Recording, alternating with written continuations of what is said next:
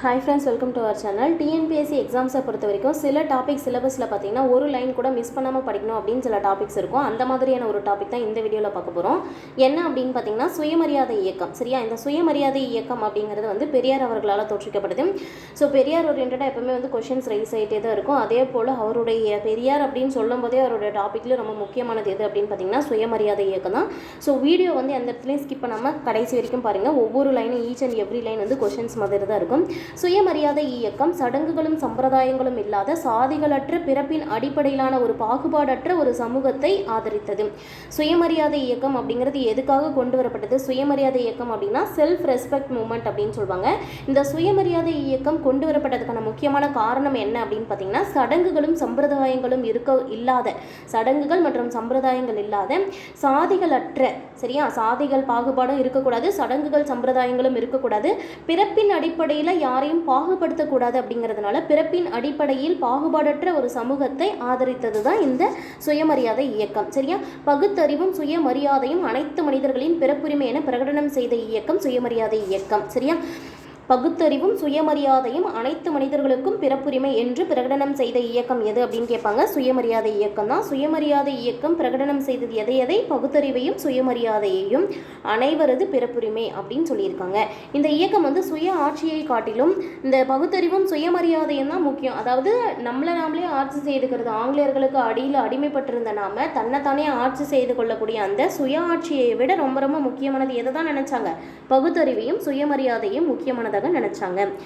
அது மட்டும் இல்லாமல் பெண்களின் தாழ்வான நிலைக்கு எழுத்தறிவின்மையே காரணம் என அறிவித்த இயக்கம் அனைவருக்கும் கட்டாய தொடக்க கல்வியை வழங்கும் பணிகளை மேற்கொண்டது. ஸோ பெண்கள் வந்து ஒரு தாழ்வான நிலையில், ஆண்களையும் பெண்களையும் வந்து முற்காலங்களில் பார்த்தீங்கன்னா உயர்வு தாழ்வை தான் கம்பேர் பண்ணி பார்ப்பாங்க. ஸோ பெண்களுடைய தாழ்வான நிலைக்கு மெயினான காரணம் என்ன அப்படின்னா எழுத்தறிவு இல்லாமல் இருக்கிறது தான். பெண்கள் வந்து அப்போல்லாம் வந்து பள்ளிக்கூடங்களுக்கு போக மாட்டாங்க, படிப்பறிவு இல்லாதவங்கள தான் இருப்பாங்க. ஸோ பெண்களுடைய இந்த நிலைக்கு காரணம், தாழ்நிலைக்கு காரணம் எது அப்படின்னு பார்த்தீங்கன்னா எழுத்தறிவின்மை தான் அப்படின்னு சொல்லி அறிவித்த இயக்கம் சுயமரியாதை இயக்கம் அனைவருக்கும் கட்டாய தொடக்க கல்வியை வழங்கக்கூடிய பணிகளை மேற்கொண்டது. இந்த இயக்கம் பெண் விடுதலையை கோருதல், மூட நம்பிக்கைகளை நீக்குதல் மற்றும் பகுத்தறிவை வலியுறுத்துதல் போன்ற கோரிக்கைகளை கோரியது. ஸோ இந்த பெரியார் உருவாக்கிய இந்த சுயமரியாதை இயக்கம் முக்கியமாக எதுக்கெல்லாம் கோரிக்கை வச்சாங்க அப்படின்னு பார்த்தீங்கன்னா பெண் விடுதலை, மூட நம்பிக்கைகளை ஒழிக்கணும், அதே போல் பகுத்தறிவை வந்து வலியுறுத்தணும். முக்கியமாக பெண் விடுதலை, மூட நம்பிக்கை ஒழிப்பு, பகுத்தறிவு வலியுறுத்தல் போன்ற கோரிக்கைகள் கூறியது. அது மட்டும் இல்லாமல் சீர்திருத்த திருமணம் அல்லது சுயமரியாதை திருமணங்களை ஆதரித்தது. இந்த சுயமரியாதை திருமணங்கள் அப்படிங்கும் போதே வந்து நமக்கு ஞாபகம் வந்துடும் சுயமரியாதை இயக்கம் அப்படிங்கிறது. அதை வேற எப்படி சொல்கிறாங்க அப்படின்னா சீர்திருத்த திருமணம் அப்படின்னு சொல்கிறாங்க. சீர்திருத்த திருமணம் அல்லது சுயமரியாதை திருமணத்தை சுயமரியாதை இயக்கம் ஆதரித்தது. சுயமரியாதை இயக்கம் பிராமணர் அல்லாத இந்துக்களின் நலன்களுக்காக மட்டுமல்லாமல் இஸ்லாமியர்களின் நலனுக்காகவும் போராடியது. ரொம்பவே முக்கியமான பாயிண்ட். 12th ஸ்டாண்டர்ட்லையும் பெரியாரை பற்றி பார்க்கும்போது சுயமரியாதை இயக்கம் பற்றி இந்த பாயிண்ட் இருக்கும். சுயமரியாதை இயக்கம் பிராமணர் அல்லாத இந்துக்களின் நலன்களுக்கு மட்டுமல்லாமல் இஸ்லாமியர்களின் நலனுக்காகவும் போராடியது அப்படின்னு கொடுத்துருக்காங்க. இஸ்லாமின் மேன்மை மிகுந்த கோட்பாடுகளாக இருக்கக்கூடிய சமத்துவம், சகோதரத்துவம், இது ரெண்டுத்தையும் சுயமரியாதை இயக்கம் பாராட்டியது. சரியா, இந்த சமத்துவமும் சகோதரத்துவமும் இஸ்லாமியர்களுடைய ஒரு மிக முக்கியமான கோட்பாடுகளாக இருந்திருக்கும். ஸோ இந்த ரெண்டு கோட்பாடுகளும் இஸ்லாமியர்கள் கிட்ட இருக்கிற முக்கியமான கோட்பாடுகள் அப்படின்னு சொல்லி அதை பாராட்டினது யாருன்னு பார்த்தீங்கன்னா சுயமரியாதை இயக்கத்தை சேர்ந்தவர் தான். சரியா, சுயமரியாதை இயக்கம் தான் இஸ்லாமியர்களுடைய சமத்துவம் சகோதரத்துவத்தை பாராட்டி இருப்பாங்க.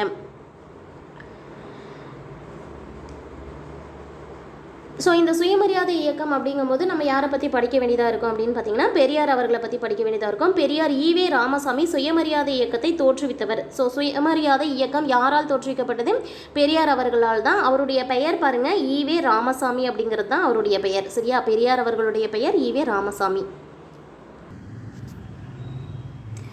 ஸோ பெரியார் ஈவே ராமசாமி சுயமரியாதை இயக்கத்தை தோற்றுவித்தார் அப்படின்னு கொடுத்துருக்காங்க. அடிக்கடி கேட்கக்கூடிய கேள்வி தான், சுயமரியாதை இயக்கத்தை தோற்றுவித்தவர் யார் அப்படின்ற கொஷின் அடிக்கடி கேட்பாங்க. பெரியார் அப்படின்னு கொடுப்பாங்க, இல்லைனா ஈவே ராமசாமி அப்படின்னு கொடுப்பாங்க.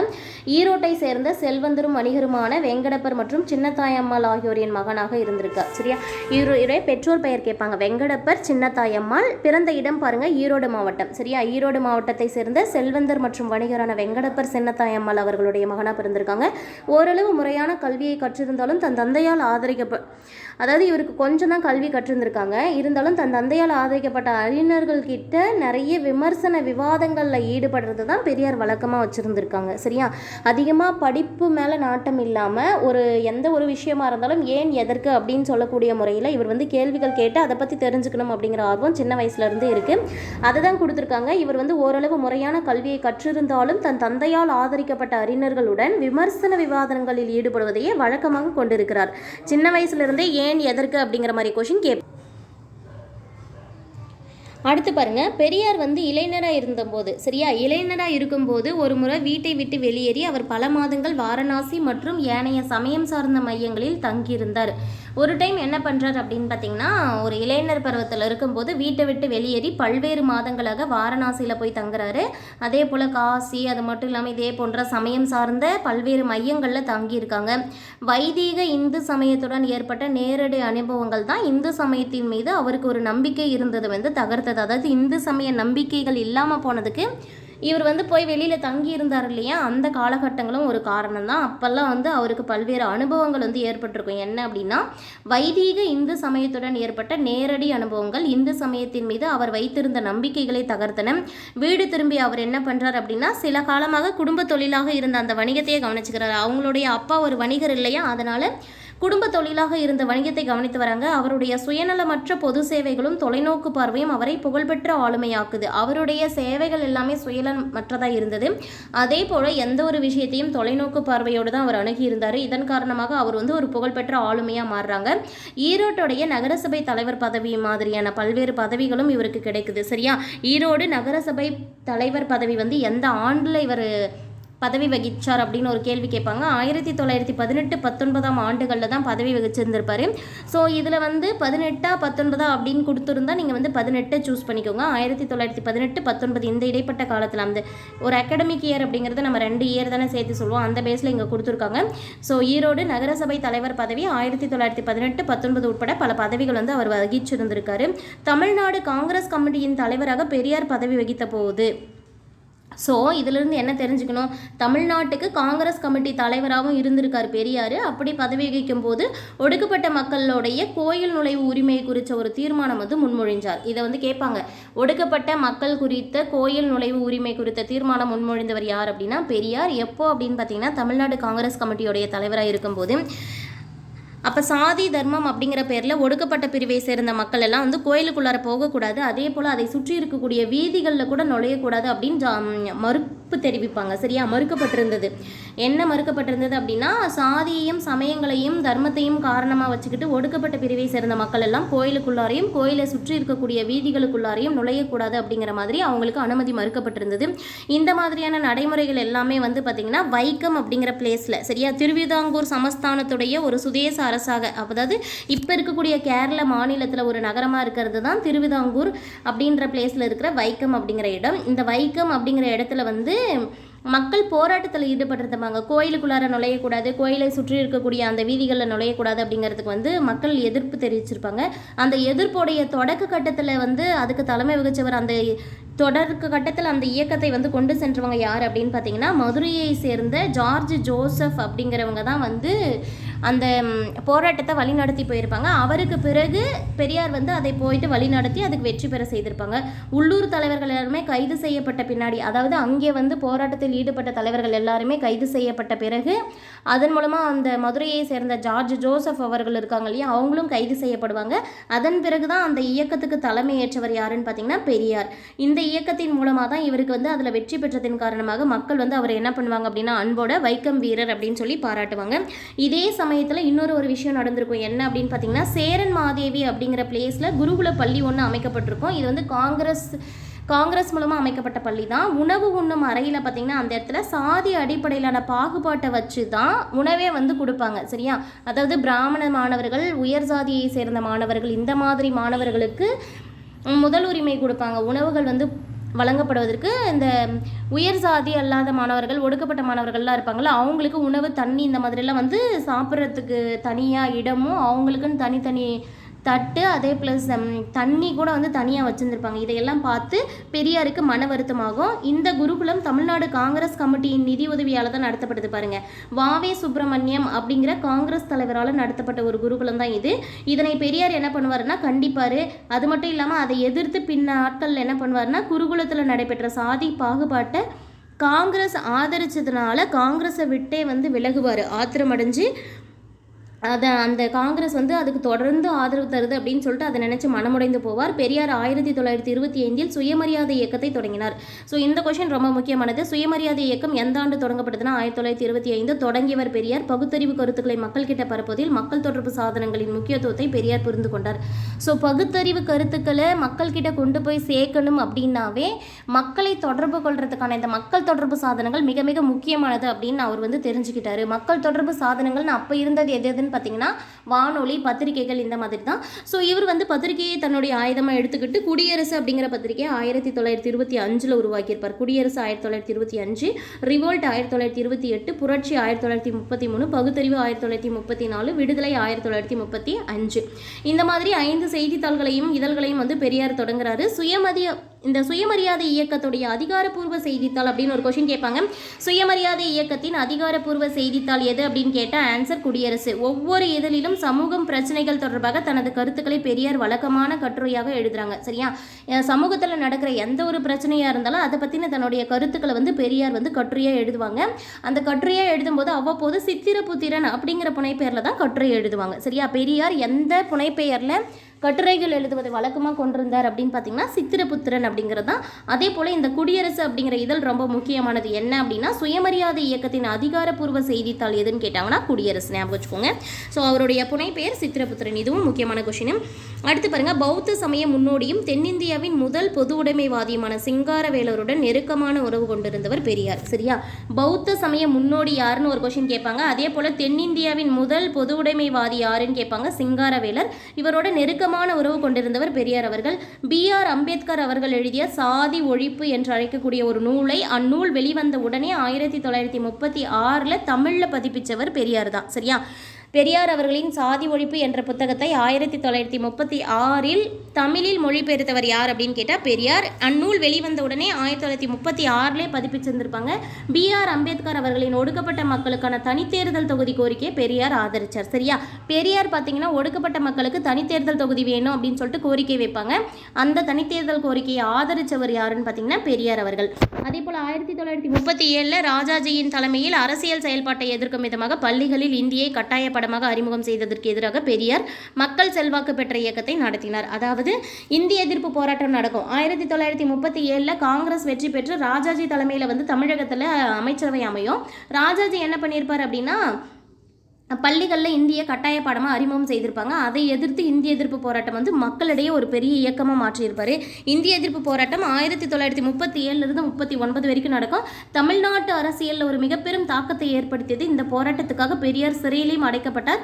பெரியார் சிறையில் இருக்கும்போதே நீதி கட்சியின் தலைவராக 1938 தேர்வு செய்யப்பட்டிருப்பார். சரியா, பின்னாட்களில் பார்த்தீங்கன்னா 1939 இந்திய எதிர்ப்பு போராட்ட வலுவடைஞ்சதன் காரணமாக பெரியார் வந்து அந்த போராட்டத்துக்கு தலைமை ஏற்று அது போராட்டத்தை வலுவு அடைஞ்சதன் காரணமாக என்ன பண்ணியிருப்பார் அப்படின்னா ராஜாஜி பதவி விலகியிருப்பார். பாருங்க, இதன் பின்னர் நீதி கட்சி சுயமரியாதை இயக்கத்தோடு இணையுது. சரியா, நீதி கட்சி போயிட்டு எங்கே சுயமரியாதை இயக்கத்தோடு இணைந்து அதற்கு 1944 திராவிடர் கழகம் அப்படின்னு பெயர் சூட்டப்படுகிறது. சரியா, திராவிடர் கழகம் அப்படிங்கிற அந்த பெயரே முதல்ல எப்போ தொடங்கப்படுது 1944 நீதி கட்சியும் சுயமரியாதை இயக்கத்தையும் ரெண்டுத்தையும் இணைச்சு தான் திராவிடர் கழகம் அப்படின்னு சொல்லி பெயர் வைக்கப்படுகிறது. சென்னை மாநிலத்தின் முதலமைச்சராக இருந்தவர் பார்த்தீங்கன்னா ராஜாஜி. மறுபடியும் பாருங்க 1952 ஒரு டைம் ராஜாஜி வந்து முதலமைச்சராக மாறி இருப்பாங்க. ஸோ 1952-54 காலகட்டத்தில் பள்ளி குழந்தைகளுக்கு அறிமுகப்படுத்திய தொழில் கல்வி அப்போ கொண்டு வந்தது வந்து தொழில் கல்வி, அதாவது குலக்கல்வி. தன்னுடைய பெற்றோர்கள் வந்து என்ன குலத்தொழில் செய்கிறாங்களோ அந்த தொழிலே வந்து அவங்க வந்து செய்கிற மாதிரியான குலக்கல்வி திட்டத்தை கொண்டு வந்திருப்பாங்க. அது வந்து மாணவர்களுக்கு அவர்களின் தந்தையர்கள் செய்து வந்த தொழில்களை பயிற்சி அளிக்கிற மாதிரி அமைஞ்சிருக்கும். இதை குலக்கல்வி திட்டம், அதாவது சாதியை அடிப்படையாக கொண்ட கல்வி முறை அப்படின்னு சொல்லி விமர்சித்த பெரியார் என்ன பண்ணியிருப்பாருன்னா இந்த குலக்கல்வி திட்டத்தை முழுமையாக எதிர்த்திருப்பார். இதற்கு எதிராக பெரியார் மேற்கொண்ட போராட்டங்களின் காரணமாக ராஜாஜியுடைய பதவி விலகல் ஏற்படும் 1924. அதன் பிறகு பாருங்க காமராஜர் சென்னை மாநிலத்தின் முதலமைச்சராக வருவார். பெரியார் தன்னுடைய 94வது வயதில் 1973 இறந்து போவார். இவருடைய உடல் பார்த்திங்கன்னா சென்னையில் இருக்கக்கூடிய பெரியார் திடலில் நல்லடக்கம் செய்யப்பட்டிருக்கு. பெரியார் வந்து ஒரு பெண்ணியவாதி. எப்படி அப்படின்னா பெண்களுடைய முன்னேற்றம் அவருடைய முக்கிய கருத்தாக இருந்தது. பெரியார் ஆணாதிக்க சமூகத்தை விமர்சித்தார். ஸோ ஆண்கள் வந்து ஆதிக்கம் செய்யக்கூடிய சமூகத்தை பெரியார் விமர்சித்தார். குழந்தை திருமணத்தையும் தேவதாசி முறையையும் கண்டனம் செய்தார். அதே போல் 1929 முதல் சுயமரியாதை மாநாடுகளில் பெண்களுடைய மோசமான நிலையை குறித்து குரல் கொடுக்க தொடங்கியதிலிருந்து பெண்களுக்கு விவாகரத்து பெறுவதற்கும் சொத்தில் பங்கு பெறுவதற்கும் உரிமை இருக்குது அப்படிங்கிற மாதிரி ஆணித்தரமாக அவர் வலியுறுத்திருப்பார். சரியா, திருமணம் செய்து கொடுப்பது என்னும் வார்த்தையை மறுத்து, சரியா, அந்த திருமணம் செய்து கொடுக்கறது அப்படிங்கிற வார்த்தையை பயன்படுத்தாமல் அவர் வந்து என்ன சொல்லியிருப்பாருன்னா பெண்களை பொருட்களாக நடத்தக்கூடாது. சரியா, பெண்களை பொருட்களாக நடத்தக்கூடாது, அவைகளுக்கு மாற்றாக திருக்குறளில் இருந்து ஒரு வார்த்தை வாழ்க்கை துணை அப்படிங்கிற வார்த்தைகளையும் அதை பயன்படுத்தணும் அப்படின்னு சொல்லி வேண்டி கேட்டிருப்பாரு. பெண்ணியம் குறித்து பெரியார் எழுதிய மிக முக்கியமான ஒரு புத்தகம் எது அப்படின்னு கேட்டால் பெண் ஏன் அடிமையானால் அப்படிங்கிற புத்தகம் தான் பெரியார் எழுதிய பெண்ணியம் பற்றிய மிக முக்கியமான புத்தகம்.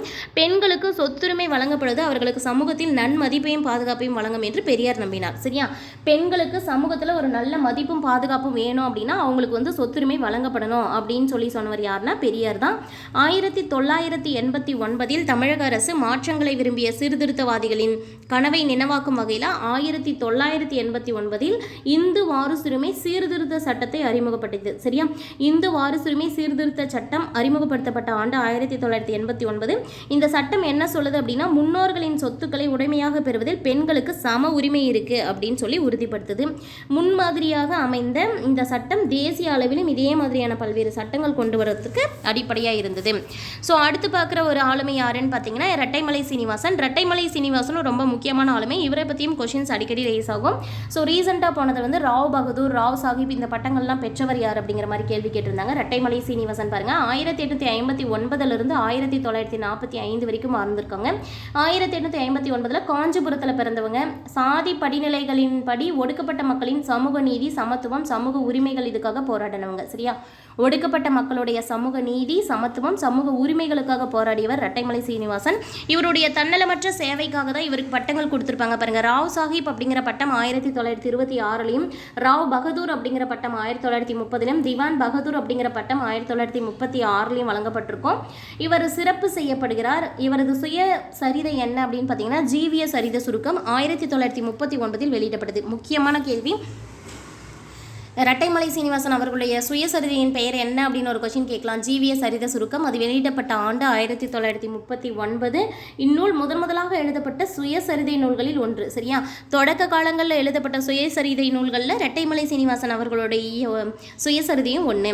தீண்டாமையின் கொடுமைகளை அனுபவித்த ரெட்டைமலை சீனிவாசன் உரிமைகள் மறுக்கப்பட்ட மக்களின் முன்னேற்றத்திற்காக உழைத்தவர். சரியா, இவரும் வந்து தீண்டாமை கொடுமைகள் அனுபவிச்சவர் தான். ரெட்டைமலை சீனிவாசன் என்ன பண்ணியிருக்காங்க அப்படின்னா உரிமைகள் மறுக்கப்பட்ட மக்களுக்கு முன்னேற்றத்திற்கு உழைச்சிருக்காங்க. 1893 ஆதி திராவிட மகாஜன சபை என்னும் அமைப்பை உருவாக்கியவர். இதுவும் முக்கியமான கேள்வி கேட்டிருக்காங்க. ஆதி திராவிட மகாஜன சபை உருவாக்கப்பட்ட ஆண்டு 1893. ஆதி திராவிட மகாஜன சபையை தோற்றுவித்தவர் யாருன்னு கேட்டால் ரெட்டைமலை சீனிவாசன். ஒடுக்கப்பட்ட மக்களின் கூட்டமைப்பு மற்றும் சென்னை மாகாண ஒடுக்கப்பட்ட வகுப்பினருக்கு கூட்டமைப்பு ஆகிய அமைப்புகளுக்கு தலைவராய் பணியாற்றியிருந்திருக்கார். சரியா, ரெட்டைமலை சீனிவாசன் 2 அமைப்புகளுக்கு தலைவராக இருந்திருக்காங்க. ஒன்று ஒடுக்கப்பட்ட மக்களின் கூட்டமைப்பு, இன்னொன்று சென்னை மாகாண ஒடுக்கப்பட்ட வகுப்பினரின் கூட்டமைப்பு. இந்த 2 அமைப்புகளுக்கும் தலைவராக பணியாற்றியிருக்காங்க. B.R. அம்பேத்கருக்கு நெருக்கமானவரான இவர் என்ன பண்ணியிருக்கார் அப்படின்னா லண்டனில் நடந்த முதல் மற்றும் 2ஆம் வட்டமேசை மாநாடுகள் 1930-31 நடைபெற்ற முதல் 2ஆம் வட்டமேசை மாநாடுகளில் கலந்துக்கிட்டு சமூகத்தின் விளிம்பு நிலை மக்களின் கருத்துக்களுக்காக குரல் கொடுத்திருக்காங்க. 1932 செய்து கொள்ளப்பட்ட பூனா ஒப்பந்தத்தில் கையெழுத்திட்டவர்களில் இவரும் ஒருவர். பூனா ஒப்பந்தம் பார்த்தீங்கன்னா காந்தியடிகளுக்கும் அம்பேத்கர் அவர்களுக்கும் இடையே பூனா ஒப்பந்தம் ஏற்படும். அந்த பூனா ஒப்பந்தத்தில் கையெழுத்திட்டவரில் ரெட்டைமலை சீனிவாசனும் ஒருத்தவங்க. இன்னொரு முக்கியமான ஆளுமை யாருன்னு பாருங்க, மயிலை சின்னத்தம்பி ராஜா. மயிலை சின்னத்தம்பி ராஜா வந்து மக்களால் MC ராஜா என்று அழைக்கப்பட்டவர். ஒடுக்கப்பட்ட வகுப்பை சேர்ந்த தலைவர்களில் முக்கியமானவர். ஒரு ஆசிரியராக தான் தன்னுடைய பணியை தொடங்கினாங்க. ஆனால் பள்ளிகள், கல்லூரிகள் ஆகியவற்றுக்கான பல்வேறு பாடப்புத்தகங்களை எழுதியிருக்காங்க. தென்னிந்திய நல உரிமை சங்கத்தை உருவாக்கியவர்களில் இவரும் ஒருத்தர். சரியா, MC ராஜா அவர்கள் வந்து நீதி கட்சியை உருவாக்கின பல்வேறு நபர்களில் இவரும் ஒருத்தர். சென்னை மாகாணத்தில் இருக்கக்கூடிய ஒடுக்கப்பட்ட மக்கள் இருக்காங்க இல்லையா, அந்த ஒடுக்கப்பட்ட மக்கள் சார்பாக அந்த ஒடுக்கப்பட்ட வகுப்பிலிருந்து சட்ட மேலவைக்கு தேர்ந்தெடுக்கப்பட்ட முதல் உறுப்பினர் யாருன்னு பார்த்தீங்கன்னா எம்.சி. ராஜா அவர்கள் தான். ஒடுக்கப்பட்ட மக்கள் வகுப்பிலிருந்து சட்ட மேலவைக்கு தேர்ந்தெடுக்கப்பட்ட முதல் உறுப்பினர் எம்.சி. ராஜா. சென்னை சட்டசபையில் நீதி கட்சியுடைய துணைத் தலைவராக செயல்பட்டு இருந்திருக்காங்க. சென்னை சட்டசபையில் நீதி கட்சியுடைய துணைத் தலைவராக இருந்தவங்க யாரு? மயிலை சின்னத்தம்பி ராஜா அவர்கள். 1928 அகில இந்திய ஒடுக்கப்பட்டோர் சங்கம் அப்படிங்கிற ஒரு அமைப்பையே அவர் உருவாக்கியிருக்காரு. அதோடைய தலைவராகவும் பணியாற்றியிருக்காரு. அகில இந்திய ஒடுக்கப்பட்டோர் சங்கம் உருவாக்கியவர் யாருன்னு கேட்பாங்க. மயிலை சின்னத்தம்பி ராஜா. வருடம் 1928 அந்த அமைப்பின் தலைவராகவும் பணியாற்றிருக்காங்க. ஸோ நெக்ஸ்ட் வீடியோவில் நம்ம பார்க்க போகிற டாபிக் எது அப்படின்னு பார்த்தீங்கன்னா தமிழ்நாட்டின் தொழிலாளர் இயக்கங்கள். தேங்க்யூ.